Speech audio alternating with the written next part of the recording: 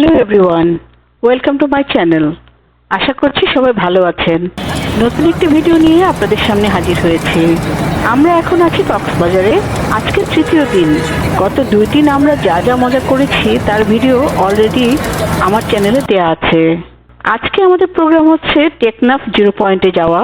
যে রাস্তাটি দিয়ে আমরা চলেছি তা 80 কিলোমিটার দীর্ঘ। এই রাস্তাটি কক্সবাজারের কলাতলী সমুদ্র সৈকত থেকে মেরিন ড্রাইভ হয়ে ইনানি সমুদ্র সৈকত পেরিয়ে অবশেষে টেকনাফ পর্যন্ত বিস্তৃত।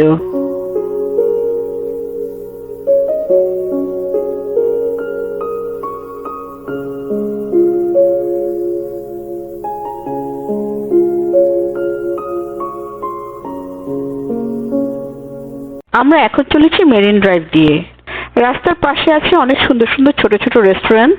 কেউ চাইলে এখানে থেকে চা নাস্তা খেতে পারবেন। আমরা থামিনি, আমরা সোজা চলেছি জিরো পয়েন্টে।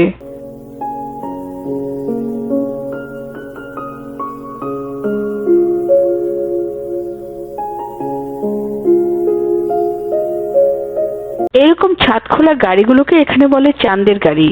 আম্মা বসেছে ভেতরে আর আমরা সবাই হইচই করতে করতে খোলা আকাশের নিচে পেছনে। কক্সবাজারের সমুদ্র সৈকতের দৈর্ঘ্য 120 কিলোমিটার, মানে 75 মাইল। বিশ্বের দীর্ঘতম প্রাকৃতিক সমুদ্র সৈকত। আর এই মেরিন ড্রাইভ হলো 80 কিলোমিটার দীর্ঘ একটি রাস্তা যা বঙ্গোপসাগরের পাশ দিয়ে কক্সবাজার থেকে টেকনাফ পর্যন্ত বিস্তৃত এবং এটি বিশ্বের দীর্ঘতম মেরিন ড্রাইভ হিসেবে পরিচিত। রাস্তাটি খুবই সুন্দর এবং মসৃণ।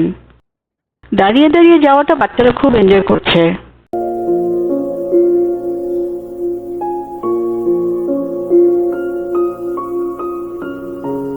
প্রচুর গাড়ি যায় এই রাস্তা দিয়ে প্রতিদিন।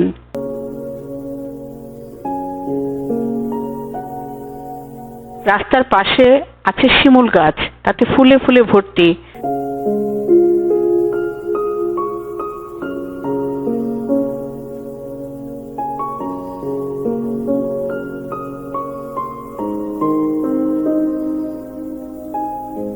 জেলেদের নৌকোগুলো অনেক সুন্দর, এক একটা যেন অসাধারণ শিল্পকর্ম। মাঝে মাঝে সেনাবাহিনীর চেকিং পয়েন্ট আছে। এমনিতেই আমরা সবাই দাঁড়িয়ে দাঁড়িয়ে যাচ্ছি। চেকিং পয়েন্ট আসার আগে ড্রাইভার সাহেব আমাদেরকে বসার জন্য বলেন, তখন আমরা সবাই বসে যাই। তবে রাস্তার যেখানে সেখানে গাড়ি থামানোর কোনো ব্যবস্থা নেই। বাতাসের তীব্রতা এবং সমুদ্রের নোনা গন্ধ আমাদেরকে মাতোয়ারা করে দিচ্ছে। ওই যে দূরে ব্রিজ দেখা যাচ্ছে, এটি নৌবাহিনীর। সেখান থেকে জাহাজে করে সেন্ট মার্টিনস দ্বীপে যাওয়া যায়।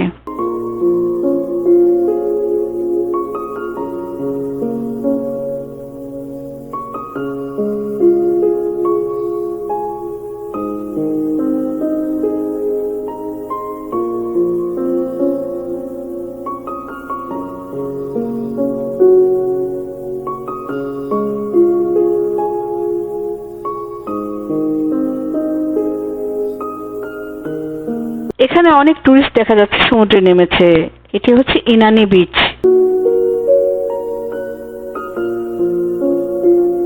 সামুদ্রিক মাছের শুটকির মাচা মাইলের পর মাইল। সেখান দিয়ে যাওয়ার সময় শুটকির গন্ধে সবার অবস্থা কাহিল।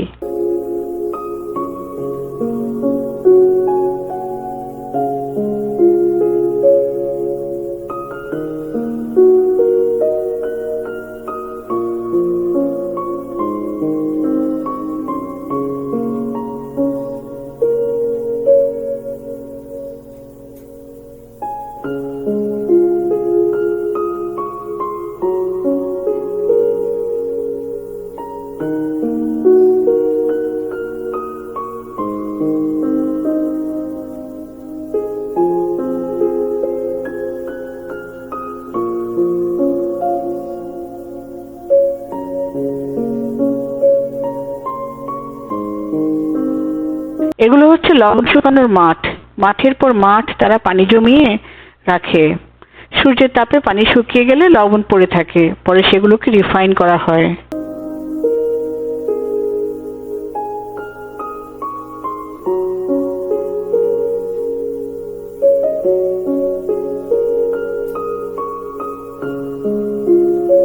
রাস্তার পাশে জেলেদের বাড়িঘর আছে। সারি সারি নৌকা মাঝি জেলে দেখতে ভালো লাগছে। মাঝে মাঝে সমুদ্রের চরও দেখা যাচ্ছে। অপূর্ব দৃশ্য, সত্যি মনোমুগ্ধকর।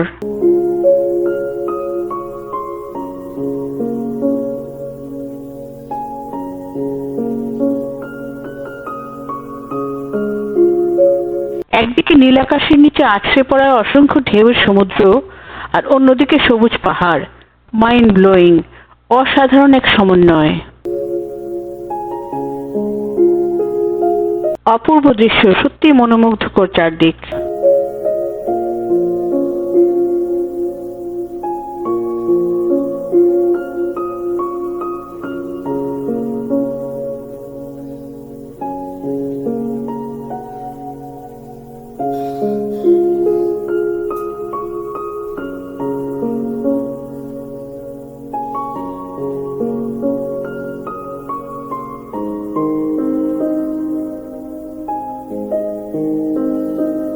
এগুলো হচ্ছে জেলে পাড়া। সামুদ্রিক মাছ ধরেই তারা জীবিকা নির্বাহ করে। এমন স্পিডে গাড়ি চালাচ্ছে যে গাড়ির স্পিডে এবং বাতাসের তীব্রতায় মাঝে মাঝে মনে হচ্ছিল এখনই একটা অ্যাক্সিডেন্ট ঘটবে, আমরা হয়তো ছিটকে পড়ে যাব, অথবা গাড়ি হয়তো কোথাও ধাক্কা খাবে বা উল্টে যাবে বা খাদে পড়ে যাবে। মনে হচ্ছে জীবনটা হাতের মুঠোয় ধরে আছি, যে কোনো সময় ফসকে যাবে। কিন্তু না, মেরিন ড্রাইভে গাড়ি চালানোর জন্য এই ড্রাইভারগুলো এতটাই এক্সপার্ট যে এরকম কোনো রেকর্ড নেই।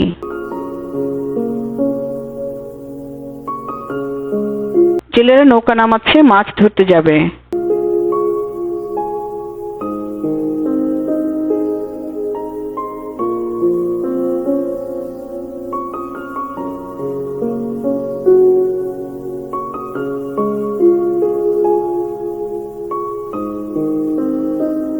অবশেষে আমরা এসেছি টেকনাফ 0 পয়েন্টে। এখানে আমরা ডাব খেয়ে নিলাম। সবার গলা শুকিয়ে গিয়েছিল, একটু রেস্ট নিলাম সবাই মিলে। কোথা থেকে একটা বেড়ালও এসে জুটেছে আমাদের সাথে। বাচ্চারা তাকে পেয়ে খুব খুশি। আমারটা বলে শ্বাস ছিল না, আমরা বেশি করছি।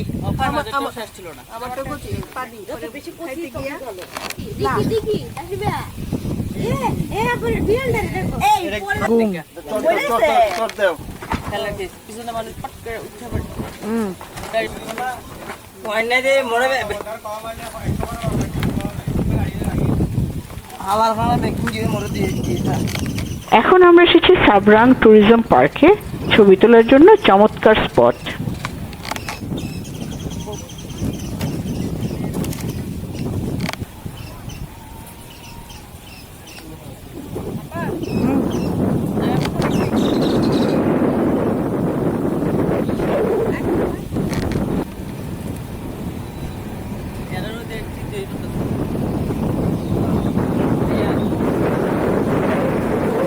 আমরা কিছু ছবি তুলে নিলাম।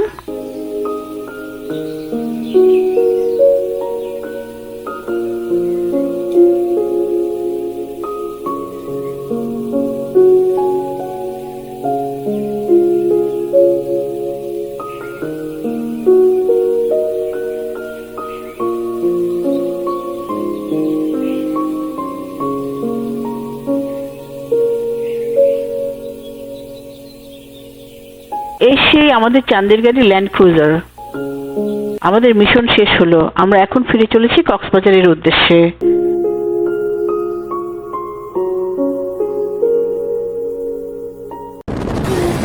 এখন আমরা এসেছি ইনানি বিচে, ইনানি পাটুয়ারটেক বিচ।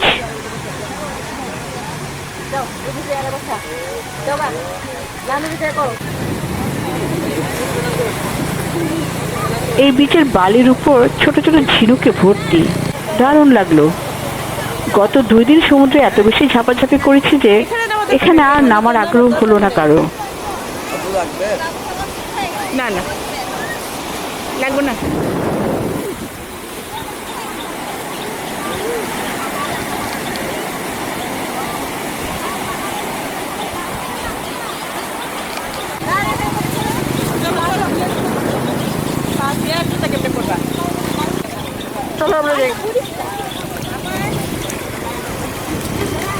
বিচ থেকে উঠে আমরা আবার চললাম চাঁদের গাড়িতে করে।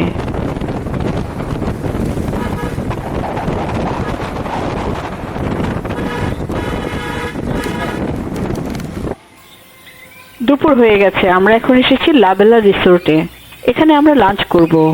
আগে বলেছিলাম আমার ছোট বোন কান্তার ব্যাচমেটরাই সব ব্যবস্থা করেছে।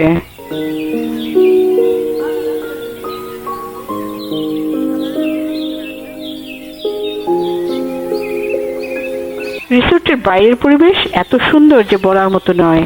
বড় বড় গাছগাছালিতে ভর্তি, পরিষ্কার পরিচ্ছন্ন চারিদিক। আমরা এখানে ফ্রেশ ট্রেশ হয়ে নিলাম। ভিতরে রিসেপশন লবিতে আমার সাহেব, আম্মা, ভাবি, ভাইয়া, রূপস তারা সবাই রেস্ট নিচ্ছে। শুটকির গন্ধে তাদেরকে কাহিল করে ফেলেছে। আমাদের চলেছে ফটো সেশন।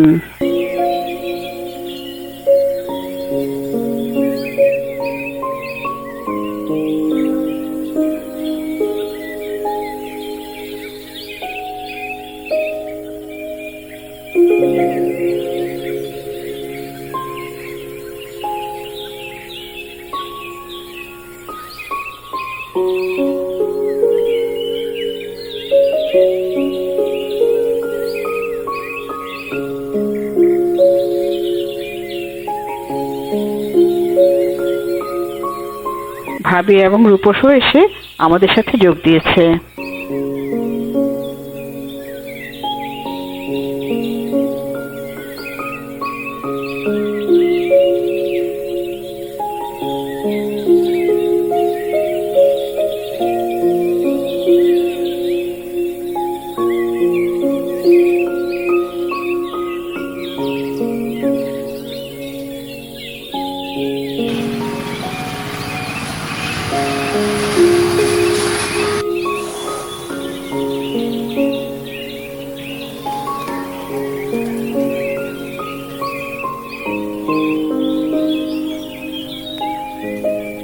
লাঞ্চ রেডি হতেই ডাইনিং হলে ডাক দিয়েছেন তারা।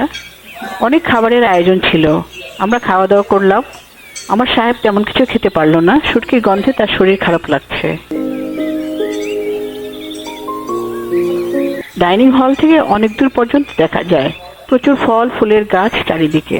বাংলোগুলো সুন্দরভাবে সাজানো।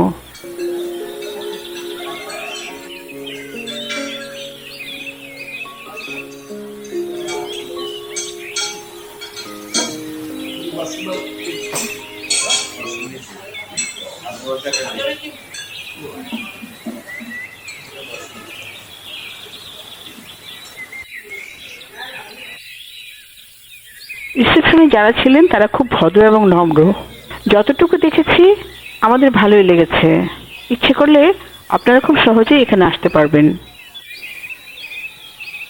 লাঞ্চ সেরে আমরা কিছুক্ষণ রেস্ট নিয়ে আবার রওনা হলাম। এবার আমরা এসেছি হিমছড়ির ওয়াটারফলস দেখতে।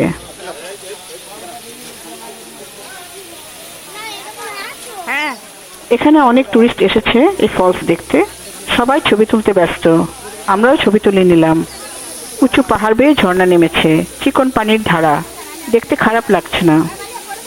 আগে হয়তো আরো ভালো ছিল, এখন পানির ধারা অনেকটা কমে গেছে।